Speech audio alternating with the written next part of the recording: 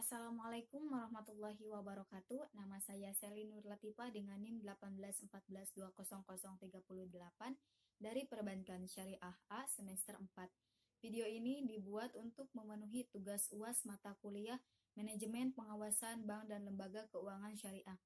Baiklah, saya akan menjawab pertanyaan nomor 1 yaitu tujuan The Basel Commit, di mana tujuannya adalah melakukan kerjasama dan harmonisasi dalam pengawasan perbankan secara internasional. Dengan adanya harmonisasi standar internasional dalam pengawasan perbankan, diharapkan dapat memperbaiki iklim dan lingkungan operasi bagi bank-bank yang melakukan serta aktif kerjasama dalam transaksi internasional, di mana di era globalisasi dengan terintegrasinya sistem finansial dunia.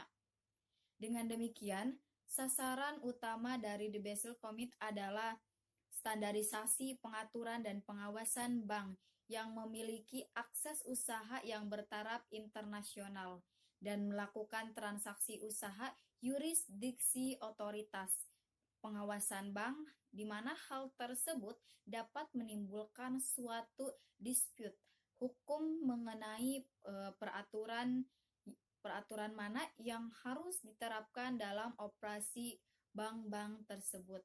Kemudian kondisi permasalahan perbankan di Indonesia sejak tahun 1992 serta faktor yang menunjukkan keterkaitannya. Jadi pada tahun 1992 hingga 1993, perbankan nasional mulai mendapat permasalahan, yaitu berupa peningkatan kredit macet yang menimbulkan beban kerugian yang sangat besar, di mana bank ini terdapat keengganan untuk melakukan ekspansi kredit. Bank Indonesia menetapkan suatu program khusus untuk menangani kredit macet dan membentuk forum kerjasama dari Gubernur Bank Indonesia, Menteri Keuangan, Kehakiman, Jaksa Agung, Menteri ataupun Ketua Badan Pertahanan Nasional, dan Ketua Badan Penyelesaian Piutang Negara. Jadi selain kredit macet, yang dapat menjadi penyebab keengganan bank dalam melakukan suatu ekspansi kredit adalah karena ketatnya ketentuan Pakpeb 1991 yang membebani perbankan. Hal itu ditakutkan akan mengganggu upaya untuk mendorong pertumbuhan ekonomi. Maka dikeluarkanlah Pakmei 1993, di mana hal ini tuh melonggarkan ketentuan Pakmei yang 1991. Berikutnya, sejak 1994, perekonomian Indonesia mengalami booming ekonomi dengan sektor properti sebagai pilihan utama. Nah, keadaan ini menjadikan hasil pertumbuhan ekonomi itu pada kredit perbankan dalam waktu yang sangat singkat dan melewati tingkat yang dapat memberikan tekanan berat pada upaya pengendalian moneter.